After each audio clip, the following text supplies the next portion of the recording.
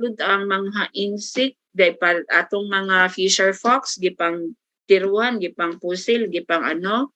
So man na siya ang rule, that's territorial integrity and security. Wala na siya karon kay nabawi gikuha naman sa Chinese government because ingon natong military wala nila na protect, wala nila nakita ng inana but naaman tay mga military dito. This included the right of the Philippine government to protect that and defend our land, marine and submarine future resources within our territory from invasion. So nanabe na yung mga kwan kung magubat na kung nagubat naman yun, nagubat ang urine of Russia kung kinsay makadaog sunod dayon ang Amerika o Russia o China. Ahaman ang Pilipinas pa, ahaman ta mga children sa America or sa China. So our government should protect our territory from invasion of those national other countries na may alang tuyo ang resources. Rapid economic growth and industrialization, the impact of global warming and climate change. Muna niyang naitabo sa ato. Blame largely on new harmful patterns of industrial and human practices. So, kabalo naman mo siguro, we are all aware na gakahilis na daw ang ice dito sa Iceland. So gakadako na, gakakuan na atong mga, actually, marag tinuod siya. Kay I live near the kuan dagat.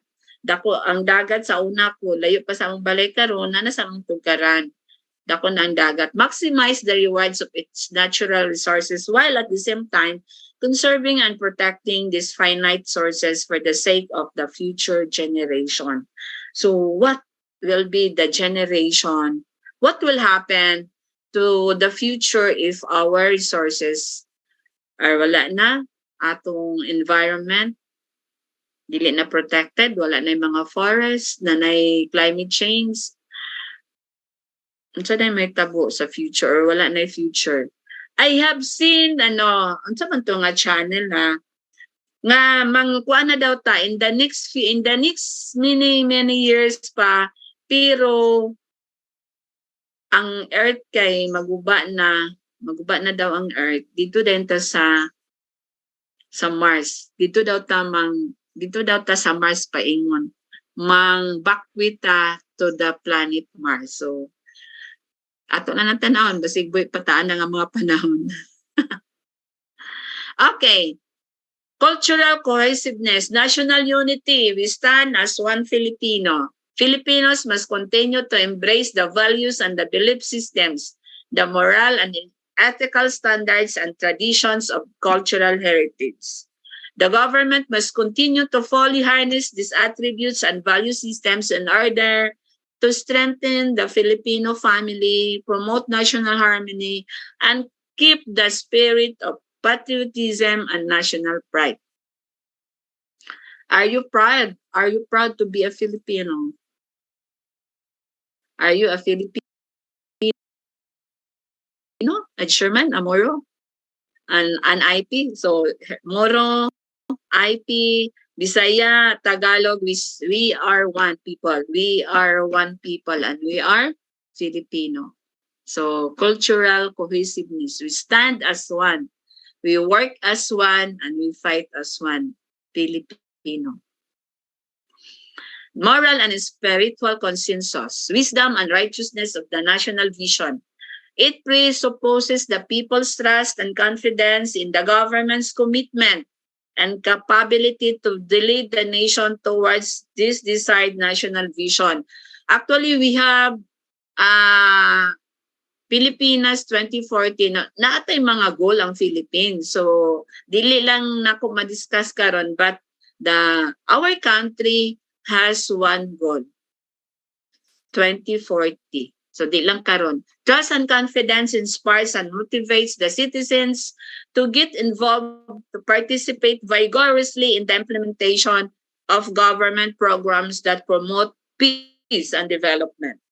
So peace and development. Again, I'll say later I will discuss further peace and development in the next topic.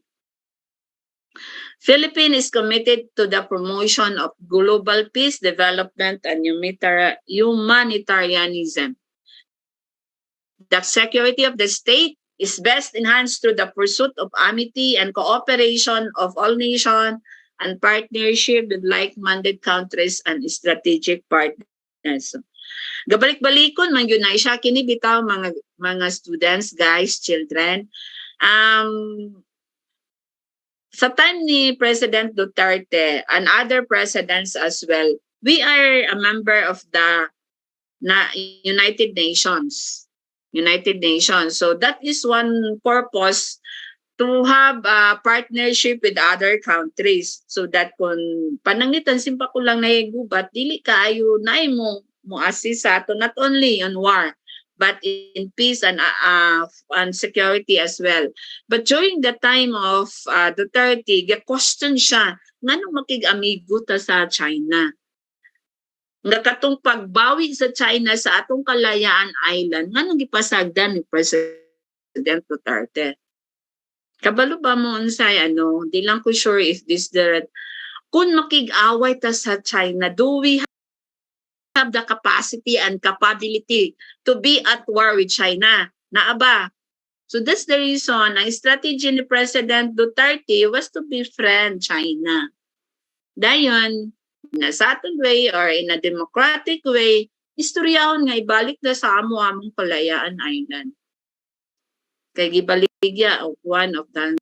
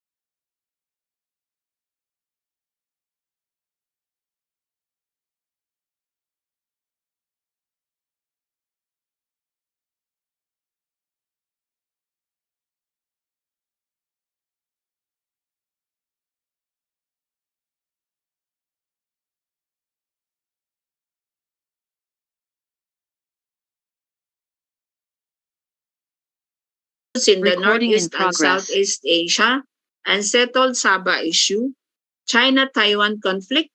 Bago ni siya. China-Taiwan conflict. Unsa man ni? Ilugon, gusto bawion, no? Gusto bawion ni China si Taiwan. Dili ban bawion. Ibalik sa ila as part of China.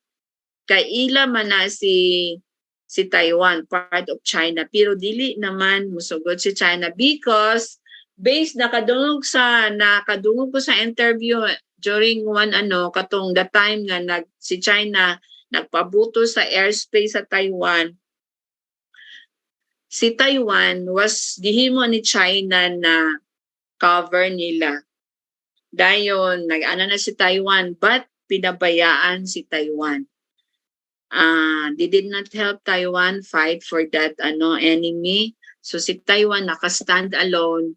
Karon gwapo na kayo ang mga military grupo ni Taiwan. They can stand alone. So gusto na bawion ni China. Di na masugod si Taiwan. At totally Taiwan is part of China long before. Other powers rivalries where the hegemony of the United States is contested and threatened. Nataan. Climate change. Kini siya importante ni mga children, guys. So climate change, we are being affected by climate change.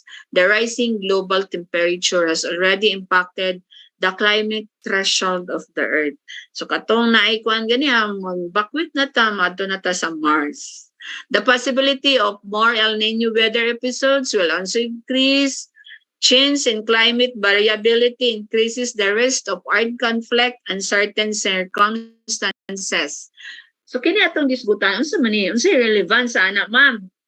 Nganong mag-discuss bantag climate change, climatic events because it has effect on our internal security. Like what happened last week in Mindanao because of Typhoon Pai.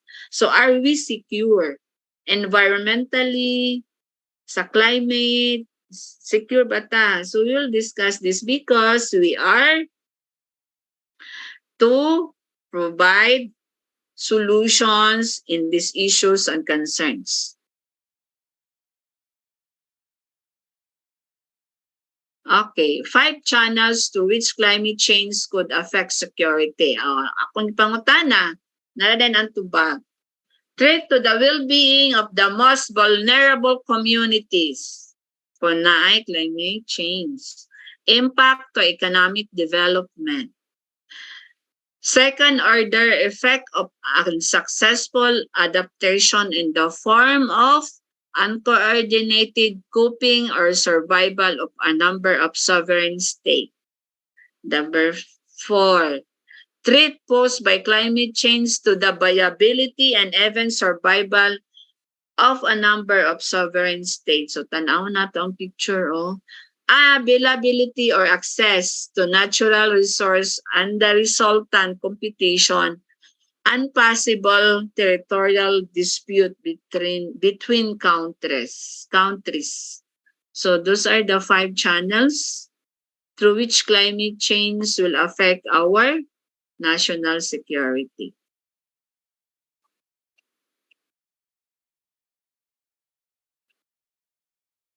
Institutional concerns on national security, modernizing and professionalizing the armed services. So actually, during the Duterte administration, gi-modernize na biya niya ang armed forces of the Philippines, buying, procuring more fighter jets, gibago ang ilang mga helicopter, ang ilang mga opisina, gipang kuanan pa ito si ground, mga armas, so gi-professionalized and modernized by the national government. Strengthening the judicial system. Kani ang di pa kay nato makuan kung na-implement ba ni. Then the strengthening the legislative oversight on security agencies like the PNP, the NBI, improving the national security and intelligence community. For those are institutional concerns. Then the Key governance issues, stamping out corruption and professionalizing the bureaucracy. So, wala ka na lagi ang corruption. Then, professionalize the bureaucracy. The government has been doing this ever since the time of President Gloria Arroyo. Removing institutional obstacle to academic and scientific research and development. So, kanabitang atong mga brightest minds, mga brightest students, mga maayo kaing laki, wala sa Pilipinas. To sa other countries doing research. And the research are being funded by these countries. Wala sa Pilipinas because daghan kayong obstacle, institutional obstacle sa atong gobyerno. One remedy of this is the ease of doing business, pero dili pa kaayo tangyapon tanan. One is of doing business program of the government. Improving the government's auditing rules and regulations. Enhancing the government's ability to deliver basic services.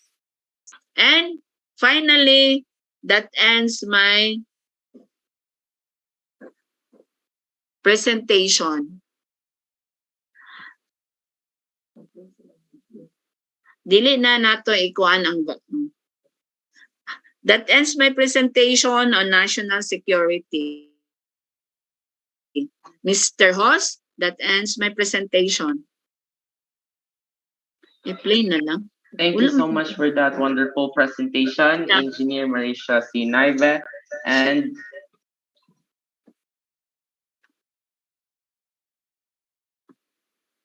in a few seconds, we'll play the video po.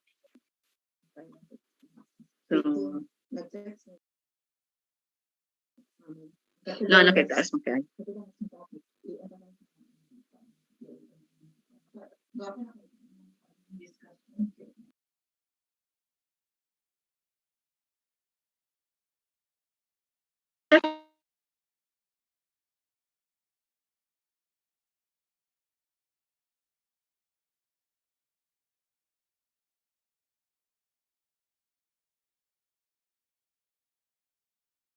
But why do people engage in such actions? No one is born a violent extremist. Violent extremists are made. They're fueled. We were just brought up to say that the Protestants were different from us, and they were constantly putting Catholics down, and we were carrying that sort of stories from your parents and your uncles to say that as Catholics we weren't getting treated well, and that's why we were always hungry and cold. And by the time you're 16, you've just grown into never getting to know who you were beating up. We had the army there as well and the police, so we had like 3 groups that we didn't like.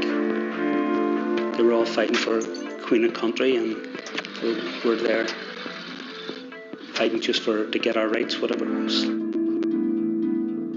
He was always kind of different, and when he was in school, he would wear a bandana on his head, and he had a long tail that came down his back. One day, he got attacked in the playground, and they cut off his tail. And that was the first and only time he was ever bullied. I was just traumatized beyond traumatized, and I'm sure some seeds were planted by that incident. A reinforcement of the idea that violence is kind of just a fact of life and a way of life. You either run with it or you get run over by it. I don't want to be in that position again.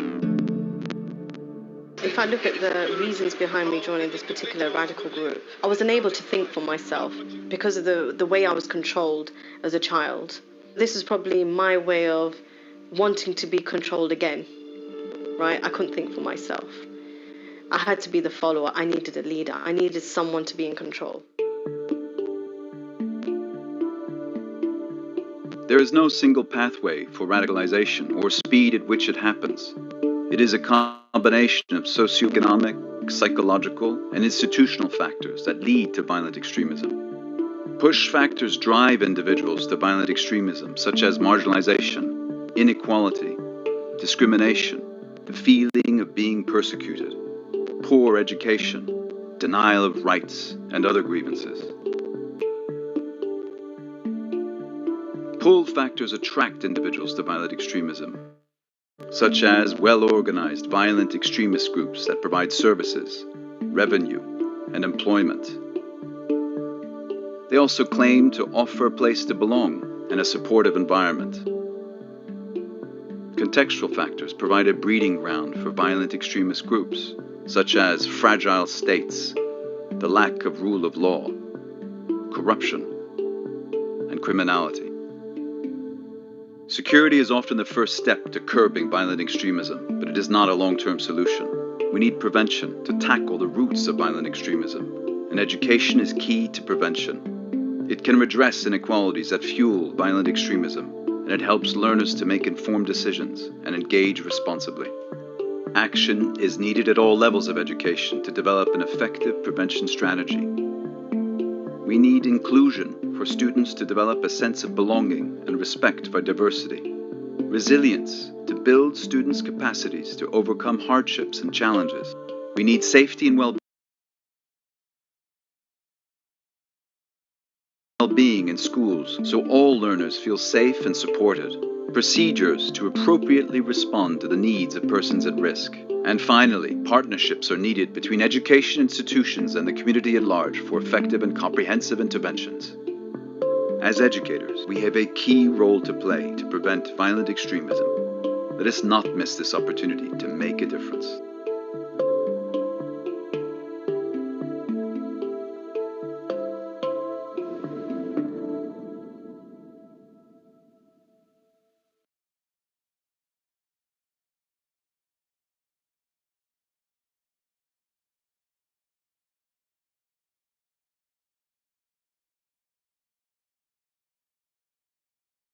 Now proceeding to the next video.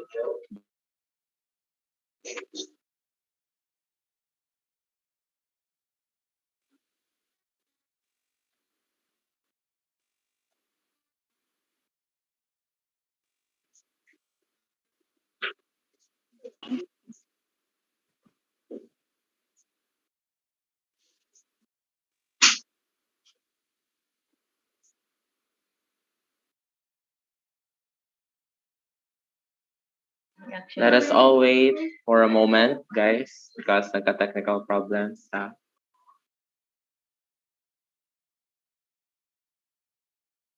May alay pa ba ang tanan? If naa pa mo sa call and the minong pag-yun mo, please send a heart reaction. Okay, so na ang video. Pero send ka pa mag-heart reaction, guys.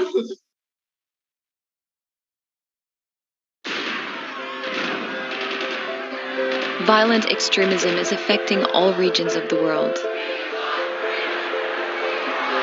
Yet it also generates waves of solidarity.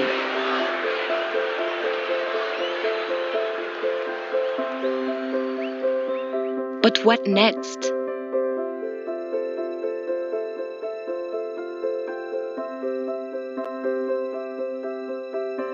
How to build the defenses of peace in the minds of women and men? Education can help prevent violent extremism. Global citizenship education provides young people with the skills to dialogue and think critically. It helps young people challenge their assumptions, broaden their horizons, and engage meaningfully with others in their communities in order to build peaceful and sustainable societies. It involves parents, the family at large, local authorities, community leaders, the media. It's about learning to live together.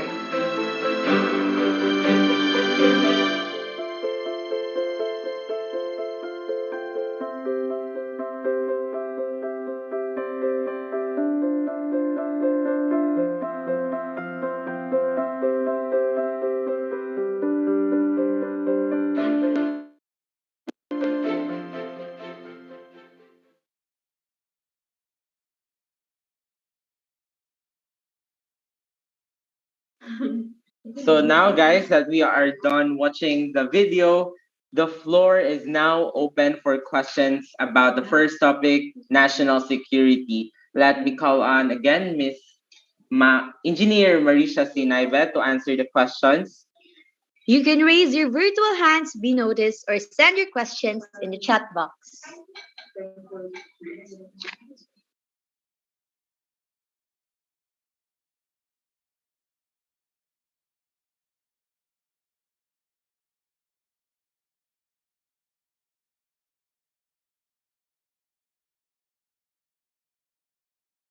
Again, if you have questions, you can raise your virtual hand to be noticed or send your questions in the chat box.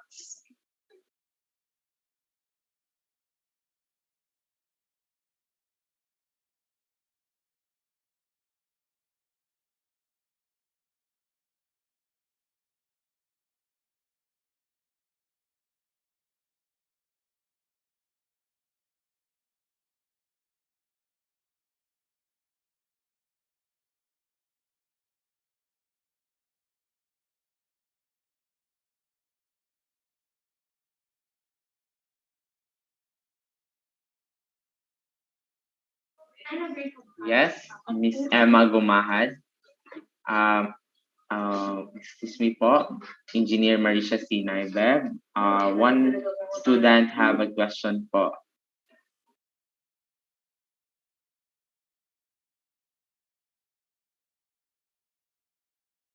No.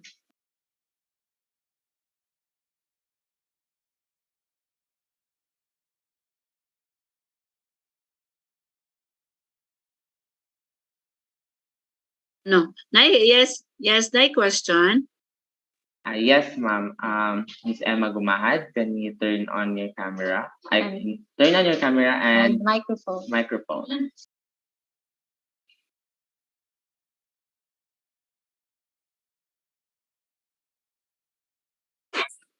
Hello po, can I be heard po? Yes, Miss Emma. So my question po ay first of all, engineer, I am inspired by your talk po, and I would like to say thank you for the insights that you have shared with us through your talk.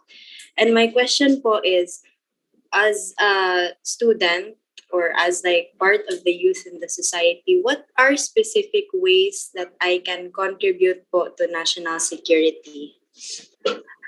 That's all for me po. Very good question. If you can recall,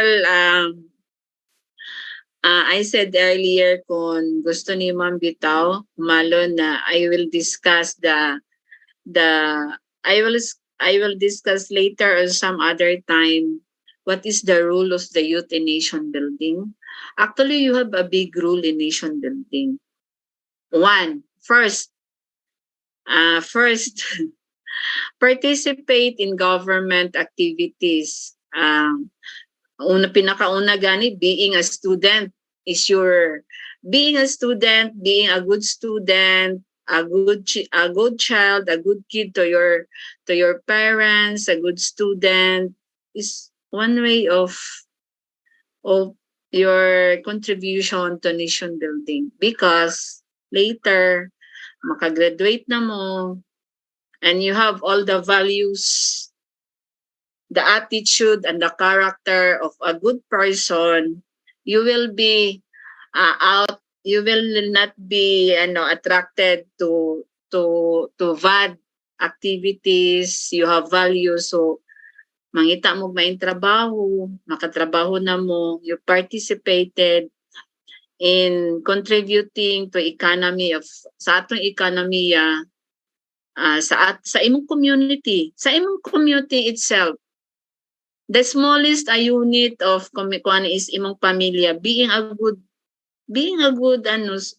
good kid, a child to your parents, to your brothers and sisters, and to your community. You participate, you makighalubilo sa mga kaigsuunan ni mga kabatanunan diya sa among komunidad. Actually, you are contributing to nation building, because naana din ha sa kuan, no? Gwapo ka ito. Kanang, ma'am, gusto kong mag-discuss sa imo sa the nation, students to nation building. Kanang pinakauna, so kato na siya ha, being a good student, being a good kid, being a good neighbor to your participate in government activities in your barangay, contribute to the community kung unsa imong makuan kun naabit ay manilig naaman ay kuan kanang kada bulan manguan ang barangay. Join barangay assemblies sa inyong barangay. So ano na siya? Usa na sa imong ma-contribute and most especially maglikay sa mga kuan. Maglikay ka nga dili ka maka-join sa mga bad people. Simple kay na palangga. Yes, okay na tubag ba na ako ang pangutana ni kinsa man to langga gani si Hello yes, po, engineer. si Yes. Jane You Eli. Yes po, you answered my question po, engineer. Thank you very much po. You're welcome. Are there any other questions? Hello, I have a question. Yes. Yes. Okay, so my question is, ma'am, what are your thoughts on peaceful protesters being tagged? Peaceful protesters being tagged as ano siya? Peaceful protesters being red tagged as anti-government when they're just simply critiquing. Like Sige, they're being una, pangutana na ako. How will we define peaceful protesters?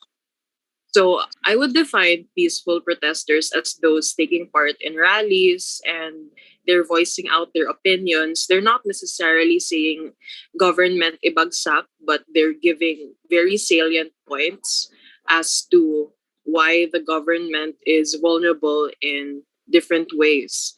But this critique is seen as something offensive to them. So what are your thoughts regarding those peaceful protesters? Girid yun sila as ano man siya, depende po siya as kung naa sila'y ang gi-join ba niya ang katubang nag-join sa protest unsa man siya nga group ya use naman gid siya, di ba, kung mag-protest ka unsa ka nga grupo. So, ang kanang based on the armed forces of the Philippines and the military na mga discussions on red tagging, naana sila'y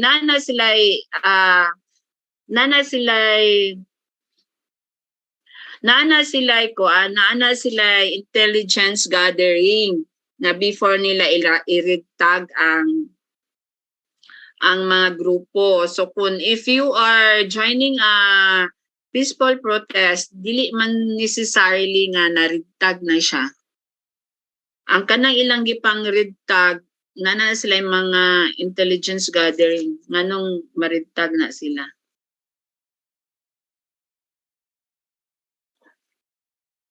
Hello? Natubag ba to imong pangutana?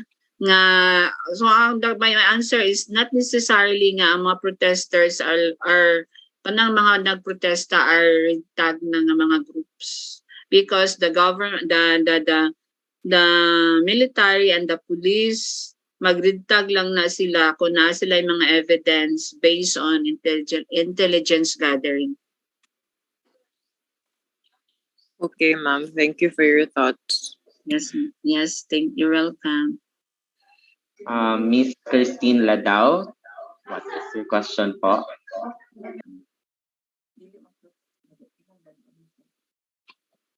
Nag-raise ni? I would like to ask a question for Ma'am.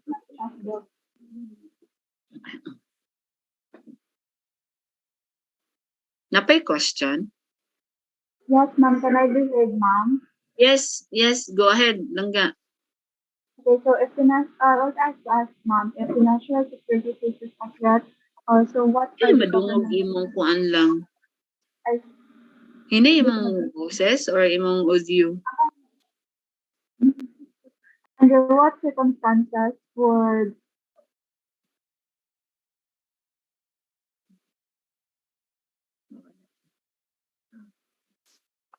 I would like to ask po, ma'am, Akan. if the national security faces a threat, what governmental actions will be undertaken? Kana lang, ma'am. Come again. Correct ba niya akong ikuan na, if the national security is a threat, what government actions are done? Na ba to siya? Yes po, ma'am. Correct po, ma'am. Sige. If the national security is a threat, what will our government do? Ako nang giingon ganiha nga, actually, we are a threat during the time of katong atong West Philippine Sea kay external security. So we have two securities concerns, internal and external. So for the external, itong example na ako earlier na we have no capacity and ability to fight with China. Kato is specific example of West Philippine Sea or the Cagayan Island. So what our government did was to kanabitang sa term nato kanang political and maayo nga pakigistorya na lang sa atong national government with China. So si President Duterte nakigistorya sa presidente sa China, dili siya harsh na act, but in a subtle way, in a diplomatic way. So dili siya harsh. So makigistorya, the government to government, then find ways to settle issues and concerns.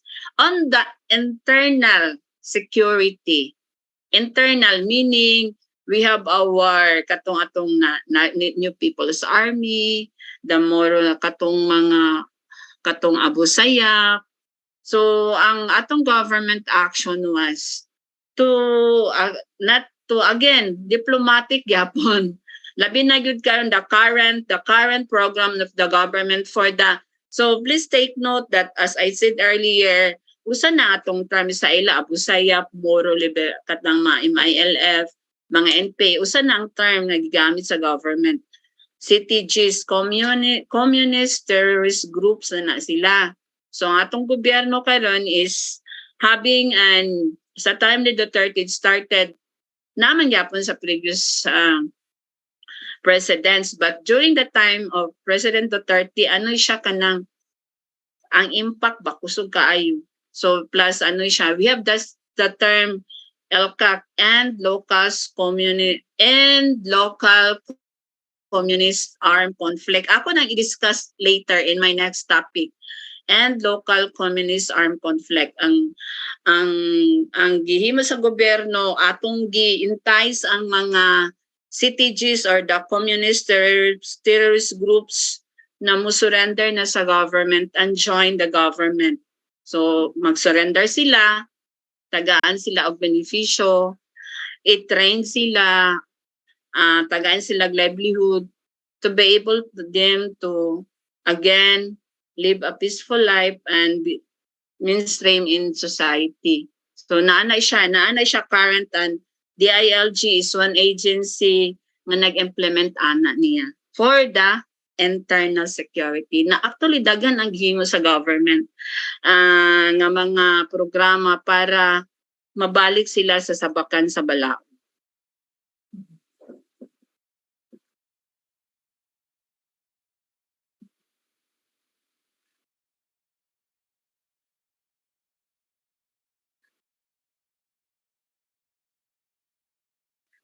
Thank you for the answer po, ma'am. So natubag ikaw palangga?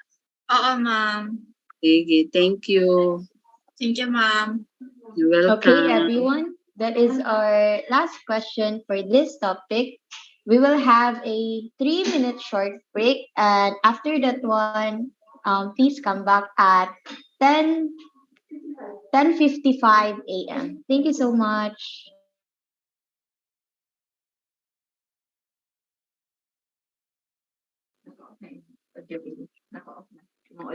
Yes.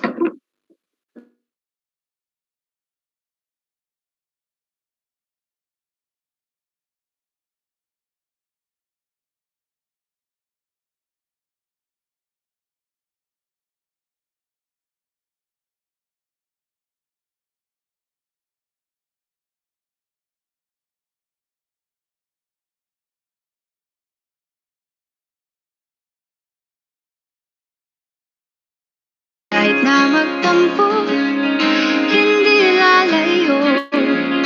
Wala nang siguro, sigurado ako.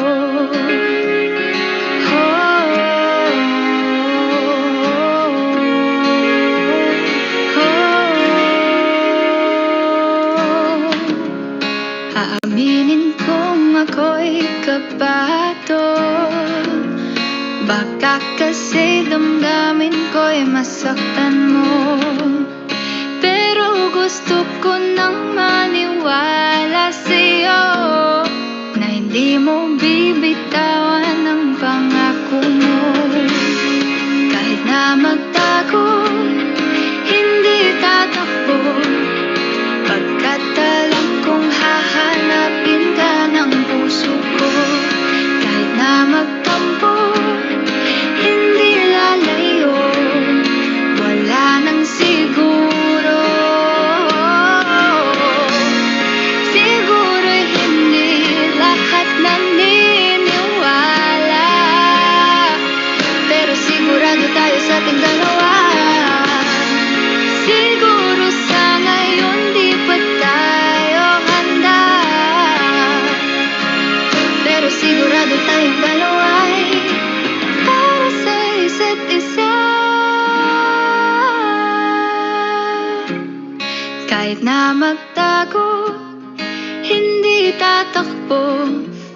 Pagkat alam kong hahanapin ka ng puso ko.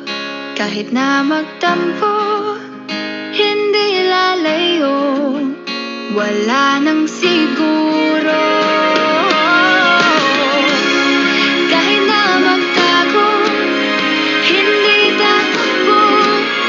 Pagkat alam kong hahanapin ka ng puso ko. Kahit na magtampo, hindi lalayo. Wala nang siguro, sigurado ako.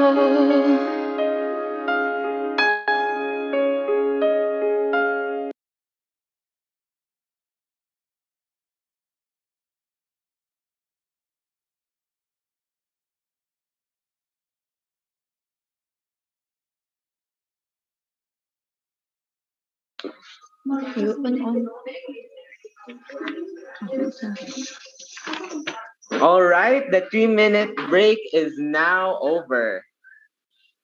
Okay, nag-echo siya. We hope naka-recharge ng tanan, no? Kaya we will have another mood check. Kindly comment on a word that best describes the first discussion, national security, by our amazing speaker, DILG Provincial Director, Marisia C. Naybe. Just comment a word, guys, na kaning best describe ninyo sa first discussion earlier. Okay, so we have answers here in the chat box. Some says informative, knowledgeable, insightful, enlightening. Some also said informative, inspiring, wisdom, useful, and insightful, and eye-opening.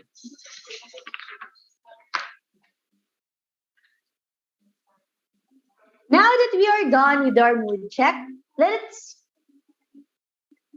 check. Let's now proceed to the next discussion of the day. Engineer Naybe. Yes, mga children. Yes, ma'am. We can start na po sa... Maka-start na po. May I ask, how many minutes do I have? Kay murag basic lapaw na ganiha tingay no. So our next topic is I have 1 hour or 45 minutes lang no. So I'll try my very best to give the to be within time. I will Yes, share. ma'am. We have 45 minutes po for the Maingon man second siya, you topic. cannot start screen share while our other participant is sharing. Okay, ma'am. We'll wait lang, ma'am. I hope I can give another inspiring and eye-opening and sige to. So ganiya kay ang first kay tired, sleepy, confused, drained, sleep deprived, exhausted. Then ganiya kay inspiring, eye-opening. I hope I can give more, I can open eyes more from the students of my next topic. So dili na matulog children ha, maminaw na mo. Okay, I will be discussing peace and development. Mo ni siya. I-share na ako. Okay. Alam nga naman eh. Dili man ni siya mauto. Aman ni siya sa tumoy. Dora, please help me palang lang. Naay siya sa kuan. Naay siya sa, dili siya ang first screen. Okay.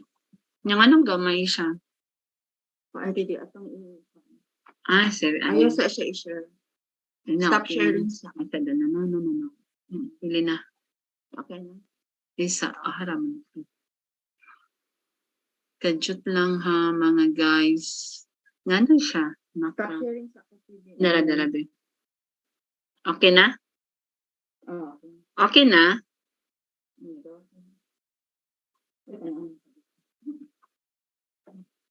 Mo ba? Hello?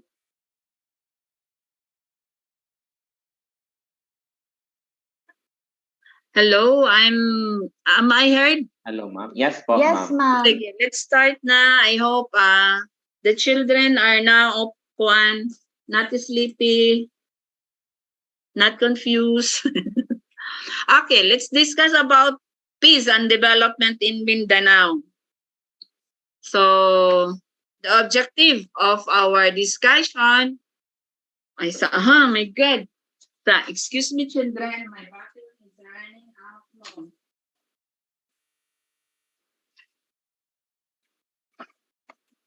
Sigma off.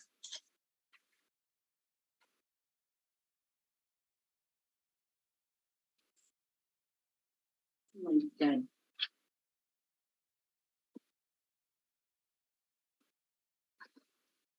Okay, thank you. Naglubat na.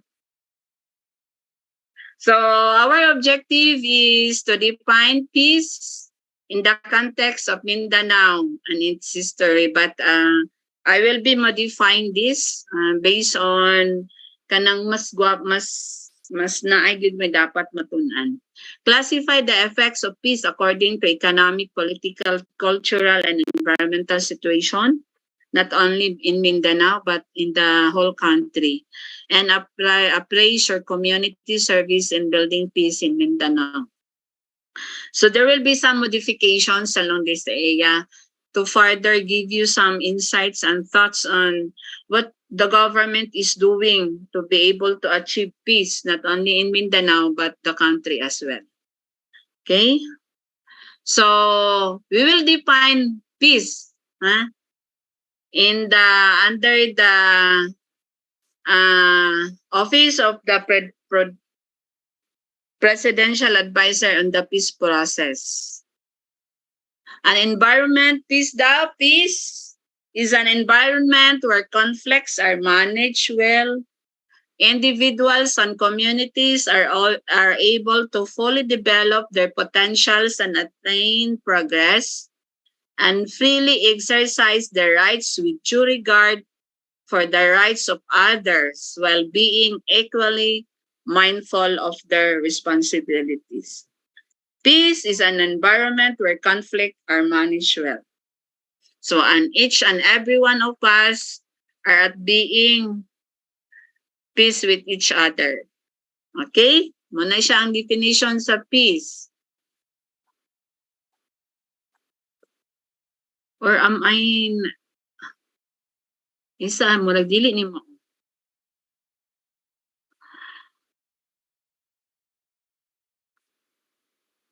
Okay, hindi siya. Okay, I'm sorry. Nasa laag ang akong... So, ano lang ta, briefly, we will discuss the historical situation in Mindanao. Ano lang na ako ni siya, labyan-labyan, ako lang piliin for katong mas importante. So Mindanao was pushed to the periphery, padaplin siya, padaplin, to the plain of the Republic, and peace has remained elusive in Mindanao. Ang taga Luzon bitaw kay basta makadung tagaahan na siya taga Mindanao. La gubot man sa ila. So one of my friend, a graduate of Xavier University who now is in Italy. When she came back, ingon siya, tanaw na gud nako ang Mindanao bi kun pareha pa gagapon sa una kay sa ako nadunggan ano na daw gubot na daw kayo. But he lives in Mindanao in Cagayan. So when her arrived from Italy for so long a time there, anay siya, peaceful man gyapon ang Mindanao. Ngano nga akong nakadunggan dito ko sa other countries, gubot daw ang Mindanao. So inananay siya. Ang atong pagtanaw sa other areas, Mindanao is very gubot. Lain naman naaraman dito sa Marawi and some areas. Southern Philippines was an area of greater economic activity and more developed political organization. So actually, Mindanao is a land of promise. Then Butuan, Caraga region began to rise as the Southeast Asian maritime trading port in some centuries ago. Hindi na nato nauban ng uban. Mindanao already had centers of settlement before we were born. Kaniadto pa ni Butuan, the Sulu Sultanate and Maguindanao. So, sinasikat, Butuan, Sulu, and Maguindanao. The establishment of the Spanish colonial government in Manila was also created an alternative center of settlement outside of Mindanao. So ano ni sila ang what I learned from other people in ano siya anong daghan kaayo labi na gyud sa Bukidnon daghan kaayo Bukidnon and Cotabato daghan kay Tagalog, daghan kay Ilocano, daghan kay Ilonggo because sometime there was a year that the government has advocated that those people who want to go to Mindanao and settle in Mindanao will be given hectares of land. So munang daghan kay mga Ilonggo, Ilocano, nadagko kay mga area din sa atong sa Mindanao because there was a time a government program for that. First begin ano siya. Ato na nang labyan. Hindi na ko ni siya paano siya. What were the two political, let us understand na duha ra gyud ang political systems that sa Mindanao. Kana sa Mindanao specific ta ha. So the Moro and the Filipino. In our first topic, ang ano gyud we are one. We should stand as one. Whatever our color is, whatever our religion is, whatever our political belief is, we are one, Filipino. So, but before, during the US rule, duha ang ilang gihimo. There are two political system, the Moro and the Filipino. So, the Moro is subject to American colonialism. Territory become our insular position. And the Moro were labeled as non-Christians, uncivilized, and wild tribes. Sa American regime na ha. Then in 1903, there were special provinces created by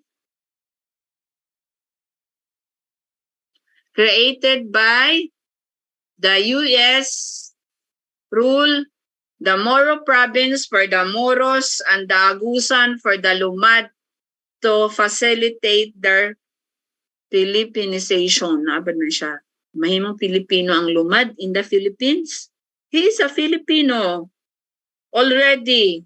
So, na siya i-create ang new Israel. Tayo na the Moro and the Filipino. So, naay gihimo na areas. The Moro for the province of the Moros and the Agusan for the Lumad. So, what about us? Kita. So, the Filipino was subject for American colonialism gihapon, and the Moro like the Moro. Again, ang atong land, our territory became the insular positions of the American rule. Ang Filipino labeled as Christians, unlike the Moros na non-Christian, uncivilized, and wild tribes. So the Filipino are labeled as Christians, uncivilized, and there were regular provinces formed. Murag gi-outcast na ang Moro sa American regime in our country. Gi-outcast niya, murag, Murag outcast niya. So the Moro province later would lead to the notion of the Mansang Moro, of the Bangsa Moro. However, the territory of the Moro province became the destination of migrants coming from central Philippines. So dito sa taas, sa Luzon area and Visayas. With the rise of the U.S. rule, Mindanao became labeled as land of promise, as I said earlier. Land of promise ang Mindanao. Landless peasant settlers were encouraged to come to Mindanao by the American colonial government through the homestead program. And plantations for rubber, pineapple, coconut arose throughout the island. So that's the history. Okay, so Living in Peace, a Practical Guide by Dr. Josefina Salvania. There are 4 pillars of peace. So the truth, the first is the truth will build peace in every individual which sincerely acknowledges not only his rights but also his own duties to others. So let us know that truth is we acknowledge our right and our duties towards others. Justice will build peace if in practice everyone respects the rights of others and actually fulfills his duties again, fulfill his duties towards them. So there is justice if we practice respect and we acknowledge and fulfill our duty towards others. That's the second pillar. The third pillar is love. Love will build peace if people feel the need of others. Feel the need of others as their own and share what they have with others, especially the values of mind and spirit we possess. Do you love your people, your community? Do you love your neighbor? Do you love your friend, your seatmate? Love will build peace. Klaro man kaayo. If you, ingon man si American regime, you are Christians. If you are a Christian, you value you have the value of love. So, kanabitang na ay manguan sa imo kanang maglabay ka sa dalan. Maski na siya ha. Actually, maski natay balaod nga dili ta manghatag og kanang sa makililimos, but I cannot do it yun. I cannot do it. Maluit ta. Because there is peace in loving others. If you feel the need, there is the need of other people. And share what you have then you are a loving person. The fourth pillar of peace is freedom. Freedom will build peace and make it thrive if in the choice of the means to that end. So means to that end.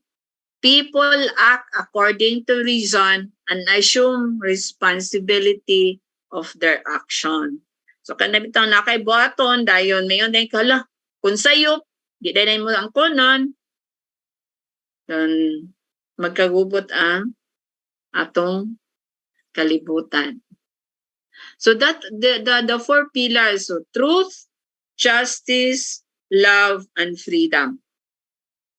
So what are the government efforts towards peace, particularly in Mindanao? So peace and development in Mindanao. So the government's efforts, so we'll be discussing more on the DILG's programs and project lang because but I am sure and I will assure you that other government agencies as well have programs and projects towards attaining peace and order in our country, not only in Mindanao.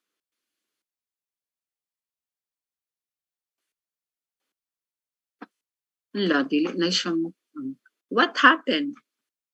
Okay.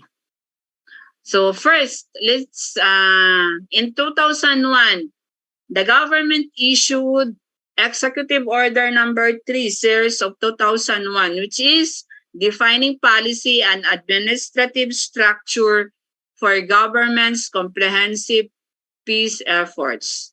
It is the government's policy framework for peace, including a systematic and administrative structure carrying out the comprehensive peace process and shall be governed by the systematic approach to peace. The government shall continue to pursue a comprehensive, integrated, and holistic approach to peace. They shall provide framework for the implementation, coordination, monitoring, and integration of all government peace initiatives. So there are three principles of comprehensive peace process. The first principle,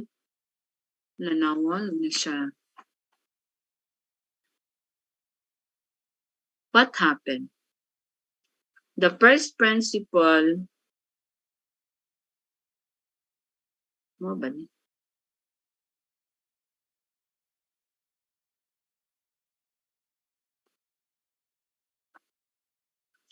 excuse sa mga children na kay gapilit man siya.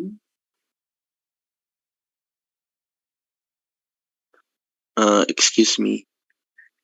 Yes, sir. Can you let in my other device because this device is running low on battery and the charger is broken, so I'm switching devices. Sige, Thank sir. you.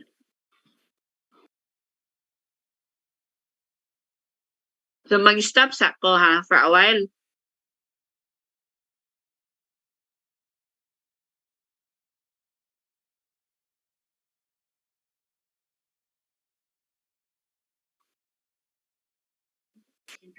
Hello.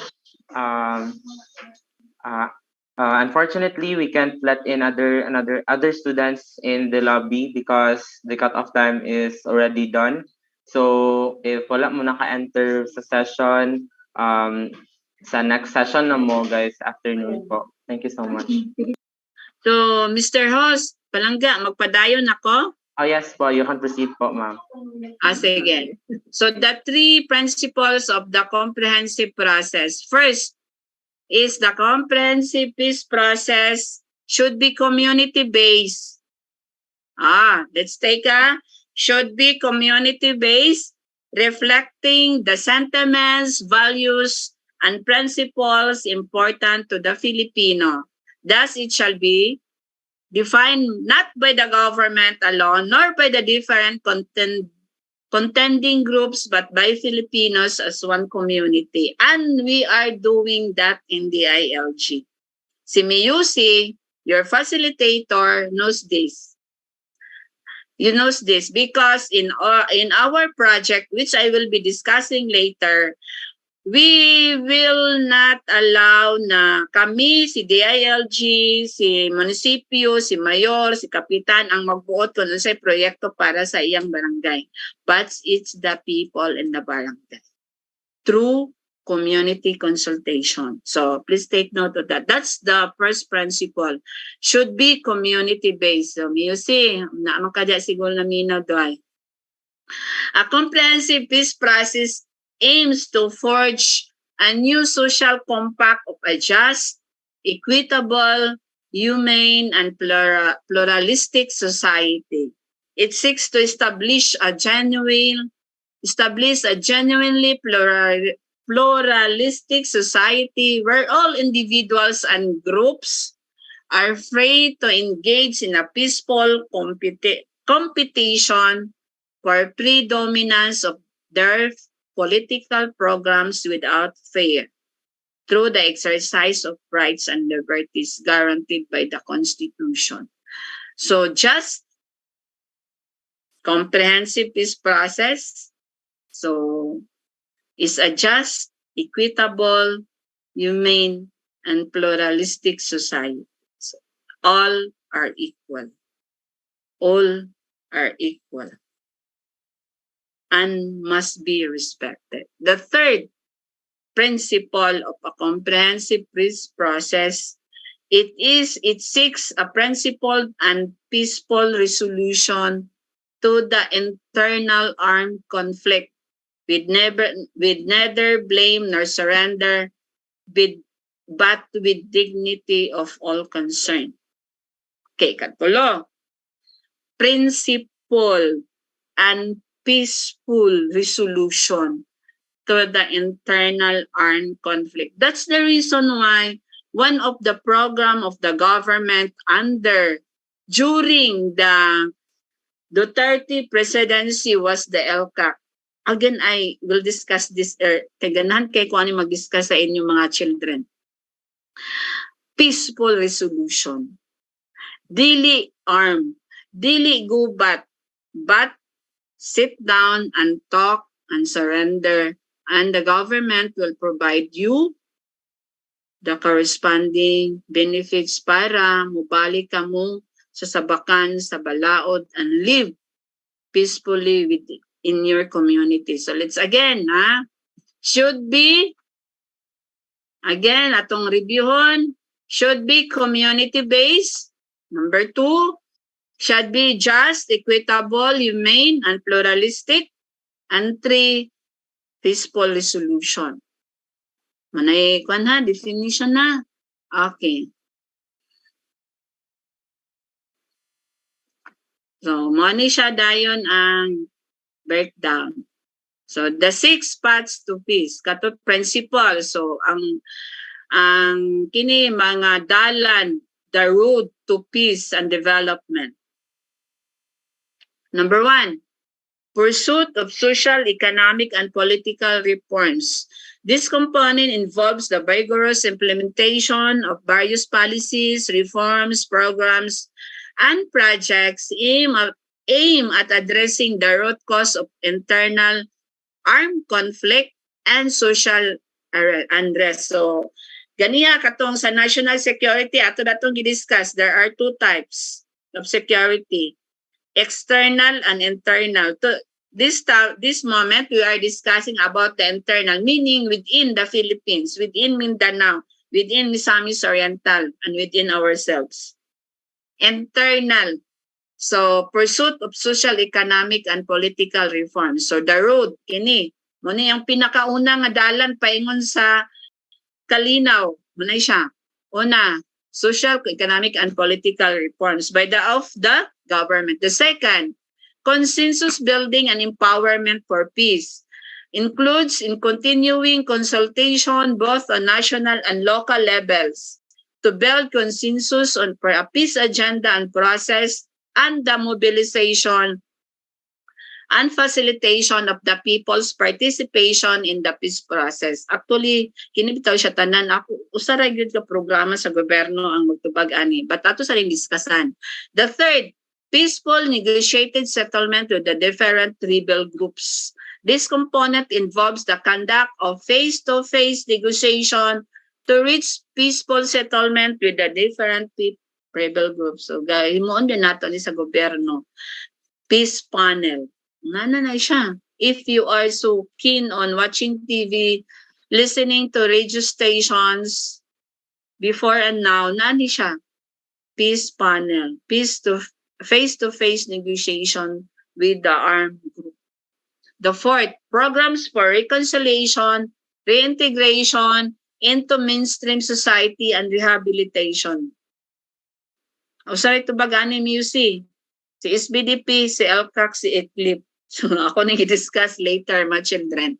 Addressing concerns arising from continuing armed hostilities. This component involves the strict implementation of laws and policy guidelines and the institution of programs to ensure the protection of non-combatants and reduce the impact of the armed conflict and communities found in conflict-affected areas. So, actually, mga guys, nanatay bagong term. Kanang tang mga kabukiran nato, kanang nasa mga bukid. Kanang nay mga atong madunggan nga naidaghang ability dito. Mananay siyang armed conflict areas. Armed conflict areas. Dapat other term nila mga bukid. Geographically isolated areas. GIDAS. Geographically isolated and disadvantaged areas. Mo ni siyang mga area nga dito kasagara ang atong mga brothers and sisters in nga nahisalaag katulitang na kuan sa NPA mo na siya. The term geographically isolated disadvantaged areas or areas with armed conflict or armed conflict communities. Please take note of that. Then the building and nurturing and a climate conducive to peace. This component includes peace advocacy and peace education programs and the implementation of various confidence building measures. So sa regular ka programa magtubag ani ba yan? Ganan ko. Then the second policy proclamation number 6756 series of 2004 declaring the month of September and every year thereafter as the National Peace Consciousness Month. Because the month of September holds several significant milestones in the history of pursuing peace process in the country, some of which are as follows. Number 1, creation of the National Unification Commission through Executive Number 19 in 1992. Issuance of Executive Order Number 125 in September 1993 by President Fidel B. Ramos. Signing of the final peace agreement by the Philippine government and the MILF on September 2, 1996, and the signing of the Peace Pact or SIPAT by the Philippine government and the Cordillera People Liberation Army in September 13. So, puro September ang nahitabo nga mga agreement with the government and our people nga naay mga effect sa atong peace process. Katong mga grupo, kato sila nga mga group. September. So September, the month of September has the international significance also relative to the global advocacy for peace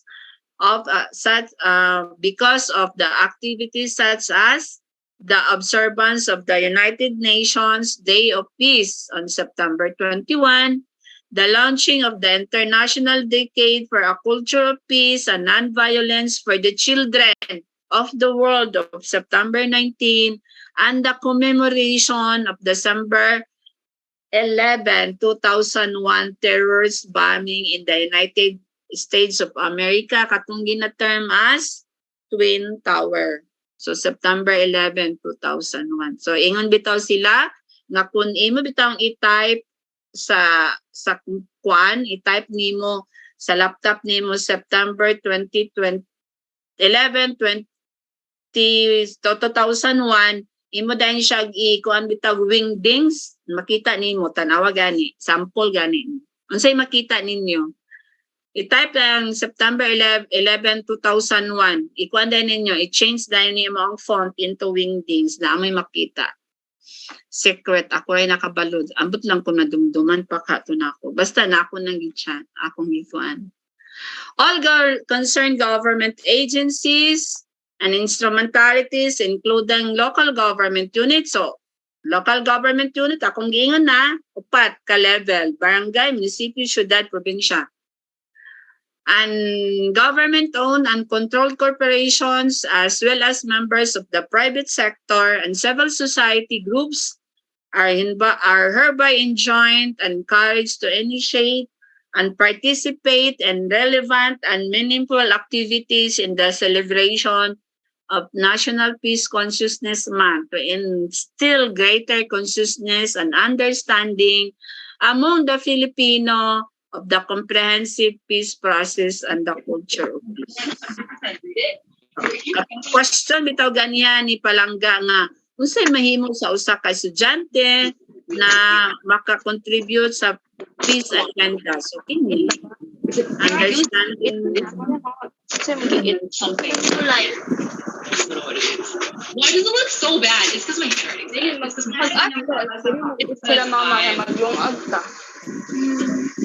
So another policy of the government is the CHED Memorandum 01 series of 2019. The Commission on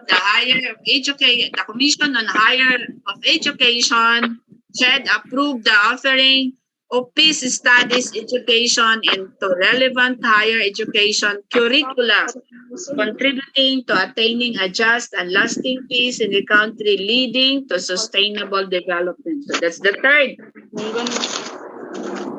So, karon, unsa man ang mga programa sa DILG na mo contribute sa pag-address sa peace and development in our country, not only to Mindanao. So, before anything else, I would like to show to you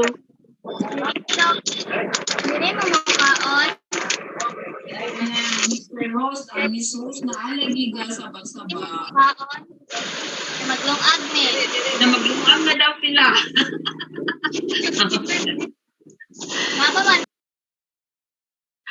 Okay, the Department of the Interior and Local Government. So ako nang gidiscuss ganiya kinsa ang members sa DILG family. But kami, ang among grupo, we are in the local government. So, and DILG is a strongly determined and highly trusted department committed to capacitate and nurture local government units. So please take note, public order and safety institutions to sustain peaceful, progressive, and resilient communities where people live happily. That's our vision. Our mission is the department shall promote peace and order, ensure public safety, strengthen capability of local government units through active people participation and a professionalized corps of civil servants. So our powers and functions are the following. Assist the President in the exercise of general supervision over local government units. Advise the President in the promulgation of policies, rules, regulations, and other issuances on the general supervision over local government units on public order and safety. Establish and prescribe rules, regulations, and other issuances implementing laws on public order and safety, the general supervision over local government units, and the promotion of local autonomy and community empowerment, and monitor compliance thereof. So mga children, participants, actually our function is capacity development for local government units for them to effectively implement programs and projects and activities that will address or sustain peace and order in their respective communities. Okay? So, our other functions, establish and prescribe plans, policies, programs, and projects to promote peace and order, ensure public safety, further strengthen the administrative, technical, and fiscal capabilities of local government units and its personnel, formulate plans, policies, and programs which will meet local emergencies arising from natural and man-made disasters, and organize, train, and equip primarily the performance of police function, police force that is national in scope and civilian in character. So our secretary is Attorney Benjamin C. Abalos Jr., the former mayor of Pasay. Ano ba to? Ba to siya, Dora? Basta former mayor ni siya. Okay, what are the programs of DILG that address or contributes to peace and development? So we have the ICLIP. Actually, kining ICLIP, bitaw ICLIP, LCAC, ICSP, SBDP is under one big program. And that is LCAC. Kini siya LCAC. Kini si ICLIP, under ni sa LCAC. Kini si SBDP, under LCAC. Si ICSP, under LCAC. So, si ICLIP, Enhanced Comprehensive Local Integration Program. Kini siya nga programa, mauni ang magdawat sa mga, ang term na nakaron is former rebels. Katong mga rebuilding nga gusto mo balik sa sabakan sa balaod, mabalik, nag-surrender, iya sa programa sa gobyerno, under na sa ICLIP. So, tagaan dahil mo, surrender sa armed forces, sa military, i-process ni military ang iyang pag-surrender, tagaan dahil siya o benepisyo, meaning, kapang kabuhayan, ang term na livelihood and immediate assistance. So, kaya nag-surrender, bitaw siya, nag-surrender man siya, so magsugod pa siya. So, there is the immediate assistance na 15,000, dayon panginabuhian niya later kay kuan 50,000. So ang iyang madawat is 65,000 para makasugod siya pag panginabuhi balik sa sabakan sa balaod. Manay ICLIP. Pero daghan ang ahensya na nga involved. Ang amo lang sa DILG, kami ang maghatag sa pondo. Other agencies like TESDA, like DTI, sila ang mag-train sa mga nag-surrender kung unsa nga gusto nga panginabuhian ilang sudlan kaun makabalik na gyud sila. So carpentry, dressmaking, itudlo na sa ila. But dayon ang gobyerno pod, like the provincial government, naapod siya ay partner na siya sa ICLIP. Si governor ang chairman sa ICLIP committee. So I'll focus more on the LCAC. Kay mao ni siya ingon ko ganiha na under sa LCAC ang katong RCSP, di siya mo connect. Di siya mo connect. Naka-hyperlink man eh.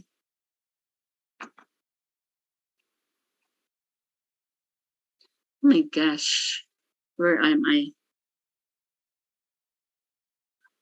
Two slides. Okay. So, I will briefly discuss this. This is LCAC, or a call to action. Forging a United Front for Peace and Development. This is the program of the government now. We call this LCAC and Local Communist Armed Conflict. So what is this? So I'd like to, na siya, kisa ni siya? Kisa ni? Mga fans manuan ni? Si LeBron James. So si LeBron James is pinakasikat na NBA player. Nadaghan kay siya award. 12 times NBA first term. Then NBA scoring champion. 8 straight NBA finals appearance ha. But in those 8, 9, tulo ra ka win and 6 ang losses. So daghan kay siya mga kanang sani Dagan siya gati ng Sparse Mavericks, Sparse Warriors dayon team. Dayon unsa man ma'am nganong naman si LeBron James dina nganong ipakita man na nimo because no matter how brilliant or mind if your strategy is if you're playing a solo game you'll always lose out to a team. Correct, Dilly? Mo na si LeBron James. Walay team work, walay so. Ingon ang military, the armed forces of the Philippines for so long a time, we have been fighting with the insurgency, with the New People's Army, with the MILF, kamira. Kay mo din mga, trabaho na ni military makig-away sa ano. Pag-ingon nga tabangin ni sa preso, sa ELCAC, sa EU70, or the End Local Communist Armed Conflict, in fighting insurgency, it's a team. Because no matter how brilliant, and this is accepted by the armed forces of the Philippines, since 1958, for almost more than 52 years, they have been fighting insurgency, but did not win. For 58 long years because sila ra ang nakig-away. Ang problema, unsa man ang root cause sa problem, nganong na-insurgensiya, poverty, kaya ba na sulbaron ni military? Isa may musulbad ana. It's the local government unit. So the time of Duterte, it started in 1969. Ini sila, to si Palangga, ganyan, ang utana.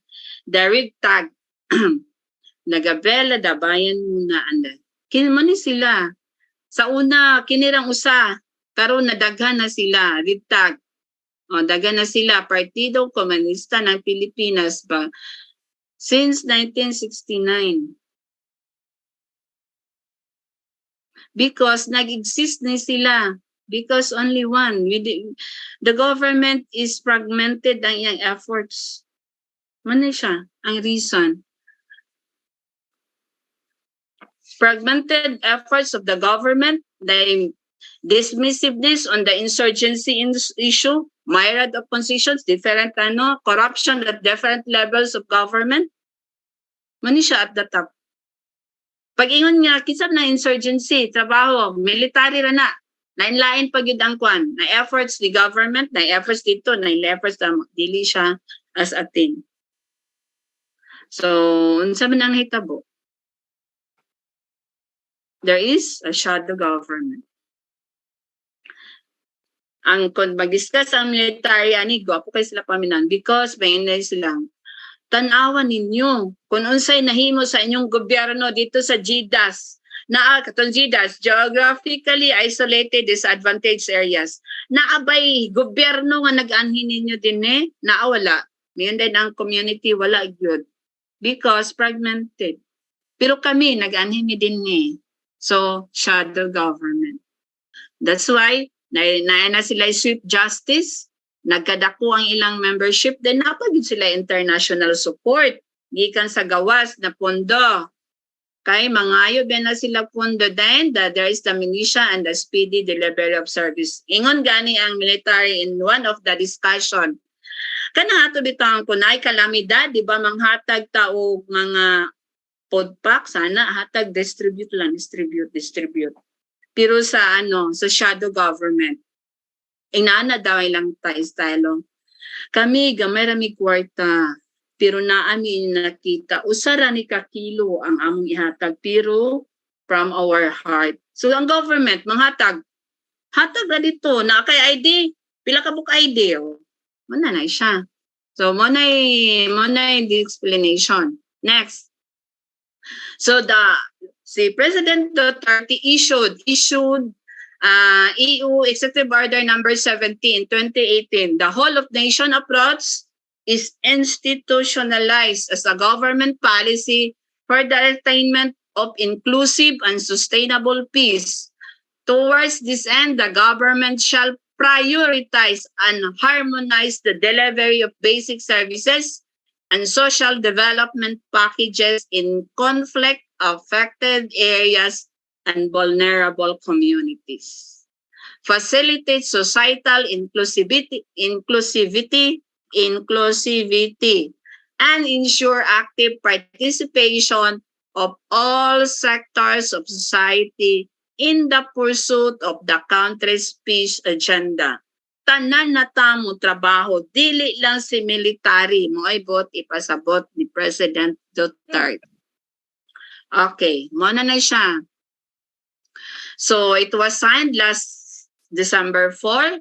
It is an whole-of-nation approach and the creation of the National Task Force to end local communist armed conflict. So kini siya ang LCAC na siya'y 12 ka clusters. Nay 12 ka cluster. So money siya ang kay wholesome man siya. Kita tanan involved. So international. So we have the local government empowerment,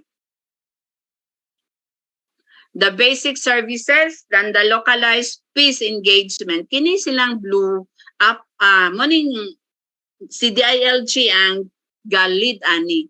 Then we have the international engagement.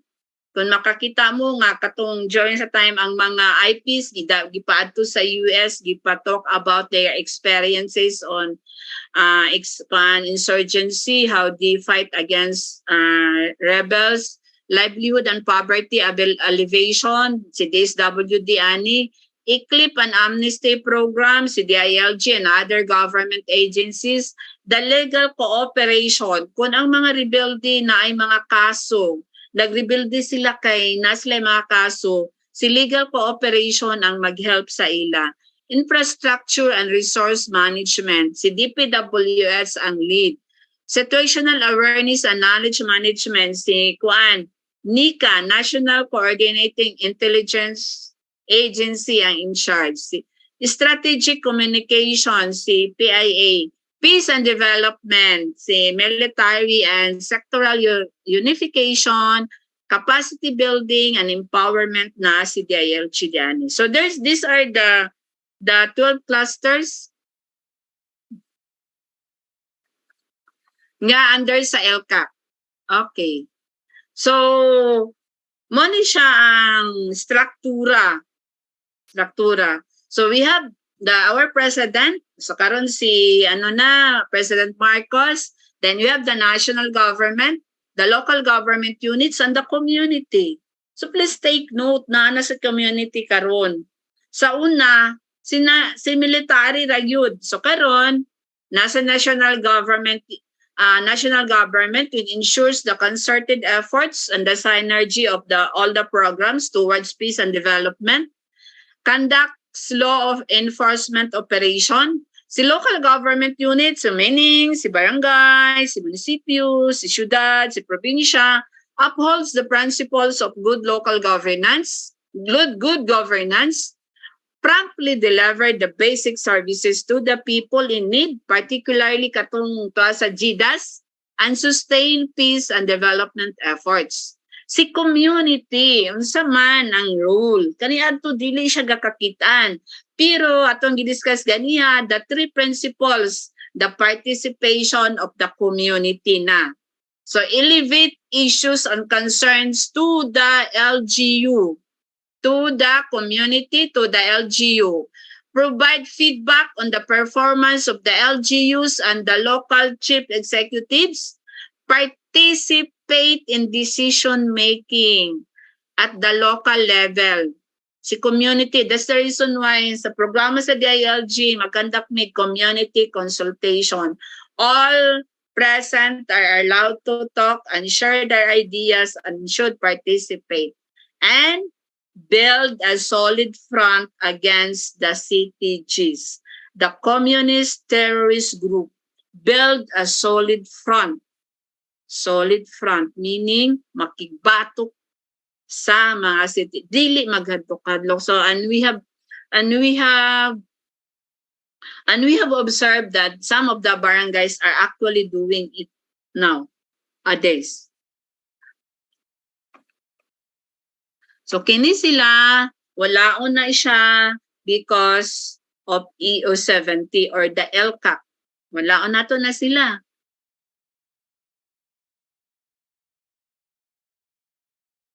Because the government now will, through LCAC, will deliver the basic services, will eradicate terrorism and violent extremism or violence. Then we have the efficient, responsive, and corrupt-free government. Because of this, there is a peaceful and progressive community. That's the dream of EU70. Diba? United. So, EU70 actually, ingon si President Duterte, we will bring government and good governance right in the doorstep of the people. So kami, muna sila miyusi o gato na dito sa barangay because this is the program of the government nowadays. Bringing the services closer to the people and bringing good governance right to the doorstep of the people. So kini siya, ulit na nato ni-discussan kay Murag. Magsaba lang mo mga children host kung mani siya ang sa DILG nga function.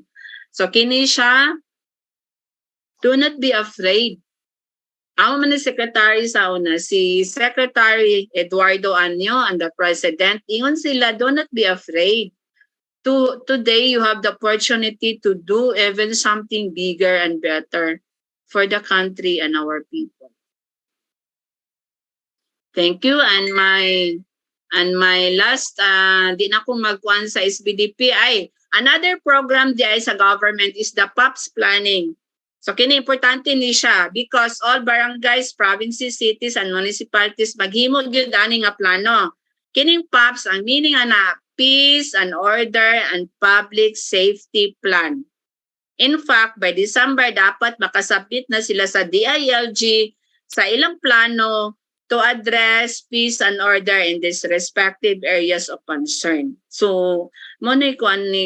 Dayon si DILG together with the mayors, governors, punong barangays, gakandak og council meeting every quarter. Dayon, napagyudan ni, naman to nawala, dura. Napay mga, kini-share lang, mga host, saba lang mo kung naglapa, ay my gosh, wala siya. Ay naday.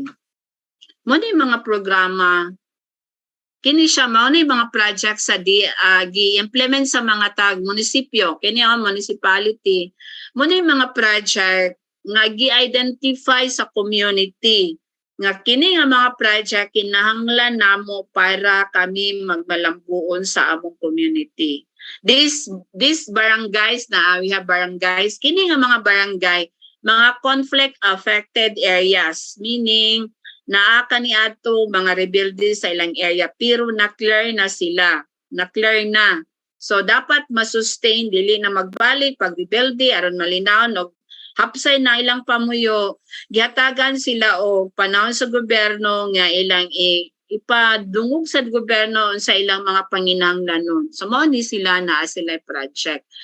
Kasagara roads, ako nagainan roads, ganihang roads man gyud because if there is road, there is progress and development. There is development, there is peace. So water, naagyoy water. Naay mga high school, mga health center, naay mga educate, dayon naay mga livelihood projects. So mo ni siya ang mga projects. So a total of 168 million ang nahatag na for 2022 karon na tuig. Ila pa ning implement but sa 2021 740 million. Okay, that's for balik ta sa akong sinugdanan. So that's for the SBDP. Then for the PAPS planning, manay siya, maghimo sila mga programa na ma-address sa peace and order sa ilang matag lugar. As to end my discussion, I'd like to share with you this one, mga children. In whatever we do, maingon ko, success is not an accident. Success in our effort for peace and development, success in your effort as students, success on our effort as your DILG officers, as government officers. So success is not an accident. Success is hard work, perseverance, learning, studying, sacrifice, and most of all, love what you are doing on learning to do. As students, you should love what you are doing. You should love your studies, your subject, baski lisod. As government employees or officials, we should love our work.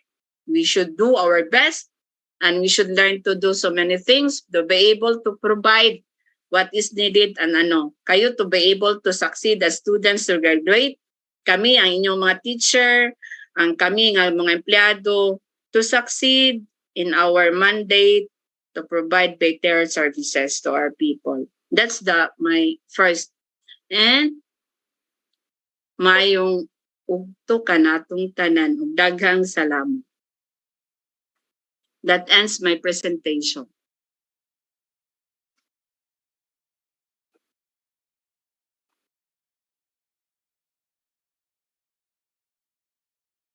Hello. Ilo man kaayo mo, naunsa mo? Sorry, ma'am. Good morning. All right, we would like to extend our most sincere gratitude to you, ma'am, Naybe, for that very meaningful and insightful talk. Indeed, Reeve, we are so grateful for the knowledge imparted to us today, and it's refreshing, to know that promoting peace and sustainable development helps prevent conflict and translate to a healthier environment for all. At this juncture, the floor is now open for any questions that you may have for Miss Naybe. So guys, please don't hesitate to simply raise your virtual hands to be recognized, or you may use the chat box below. Our speaker would be very willing to entertain any questions you might have regarding our topic.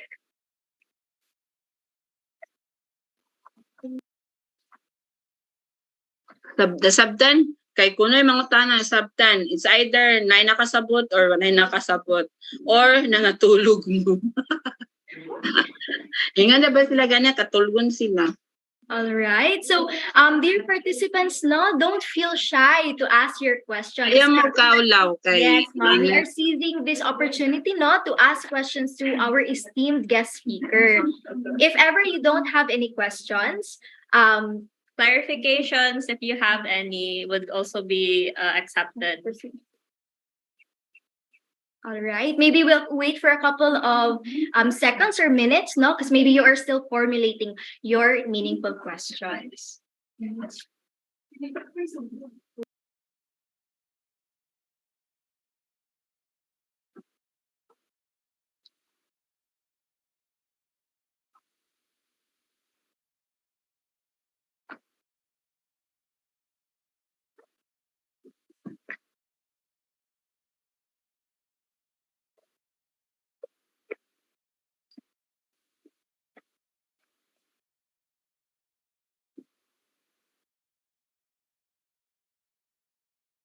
No questions. Right. There are no questions coming from our participants. I'm guessing the participants really understand the topic, So I think it's right for us to proceed with this morning's webinar, right, Reeve? Sure. Okay. At this moment, we would like to request the participants to turn on their cameras for the photo op with our speaker. All right, guys. So it's the photo opportunity with our speakers, So since we have a lot of participants with us today, we'd like to ask everyone to hold their smiles for at least 5 seconds so that we can capture everyone's beautiful faces while we take the screenshot for every section of this meeting. All right, so we are... nakasabot ka to sila. Kayo man sila ng tanong. You can ask questions. I-type na lang. From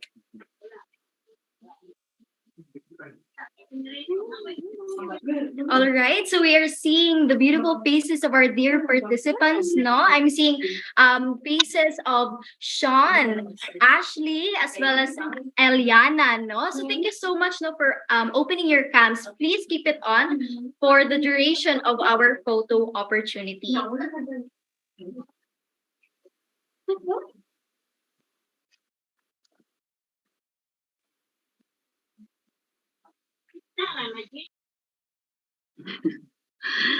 Thank you for your sige na, magamit na daw sa iyang research. Mga photo op.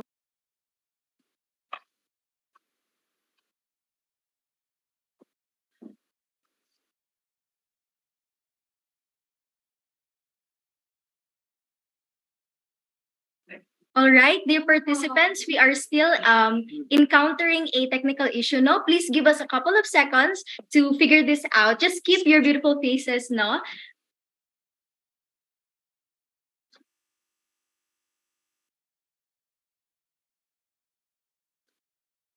All right, so let's begin with our photo opportunity. So, smile, guys. I'm going to take a screenshot of our screen. 1, 2, 3.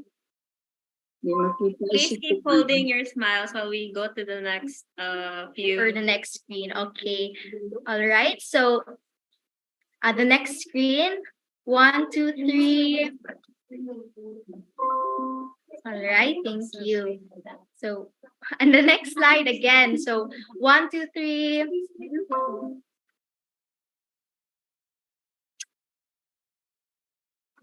All right, we're almost at the last slide, guys.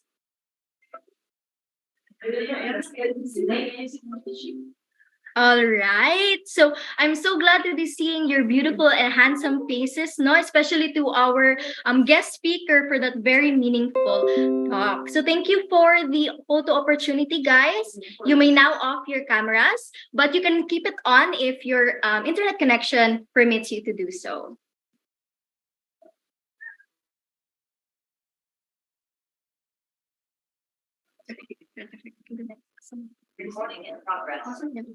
As a token of our appreciation, we would like to give the certificate to our esteemed speaker this morning.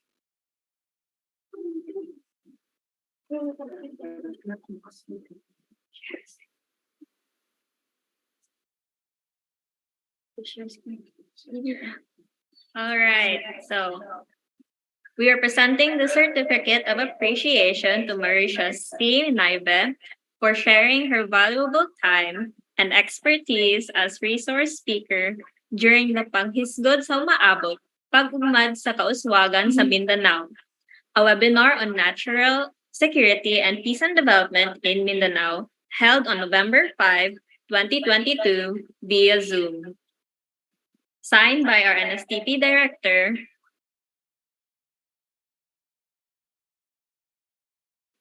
All right. So once again, no, we would really like to thank our guest speaker, Miss Marisia Naybe, to our instructors and the team behind this successful webinar. And last but definitely not the least, guys, no, we would like to thank you for everyone who is present here today.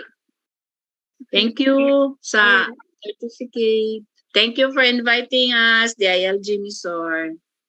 Wait lang. All right. Thank you so much, Mom, for that very meaningful talk. It was definitely informational. So can we give Miss Naybe a round of applause? You may use or you may utilize the clap hands or the heart emojis here in the Zoom. So I'm seeing a couple now. Thank you so much for your participation, Mom. Again, thank you so much. Welcome. Good luck, mga children, sa inyong studies. Be good students. Thank you so much, Mom. So Bye-bye. for us, no? Thank you so much, Ma'am. All right. So before we proceed now with the closing of this program this morning, Miss Ree will give us a brief synthesis of the talk a while ago by Miss Naybe. So during the talk that Ms. Naybe was discussing, we learned how there are many different definitions of peace. It has also been stated in the discussion how people see Mindanao as a whole. especially the stereotypes that people have in Mindanao. The history of Mindanao greatly contributes to how we define and build peace. There are also four pillars of peace: truth, justice, love, and freedom that enlighten us. There you have it, dear participants, the Panaghisgod sa Umaabot Pagugmad sa Kauswagan sa Mindanao, a webinar on national security and peace and development in Mindanao, has been officially concluded. Thank you so much for the team behind the successful webinar. All right, so there you have it, ladies and gentlemen. Thank you so much and good afternoon. Once again, we would like to remind our dear participants that the link for the exit ticket has been posted at the chat box below.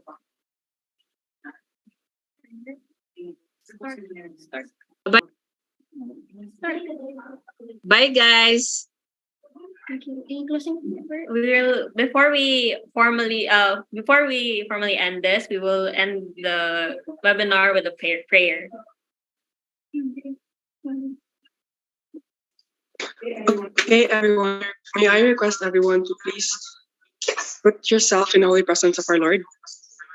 Father, we want to thank you for being with us throughout this meeting. Your presence has been in this place from the start to the end. And we want to say thank you.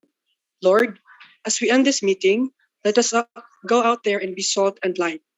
May we put into practice what we have discussed and learned. Help us to make a difference in this world for the glory of your name. Lord, where we drifted and said things that do not bring glory to your name, we ask you to forgive us. In Jesus' name, we believe and pray. Amen.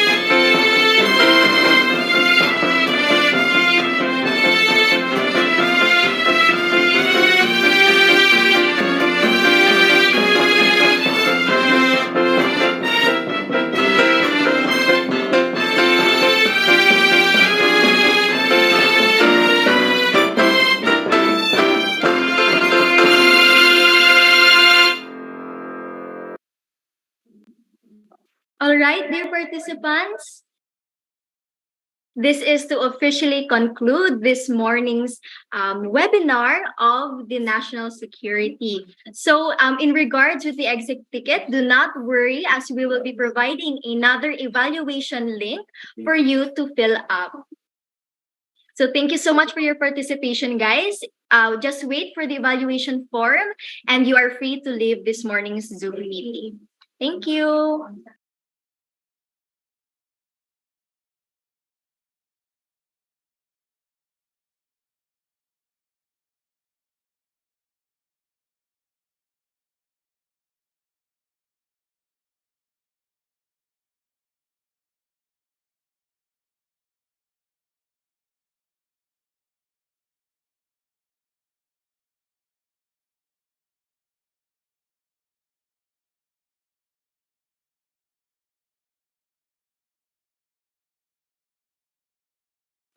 Forward. All right, dear participants, we will be cascading and, of course, disseminating the link for this morning's evaluation form in your NSTP group chat. So you are now free to leave this morning's meeting. Thank you so much for your participation, guys. Thank you po. Thank you so much. Thank you, everyone. Thank you po. Thank you.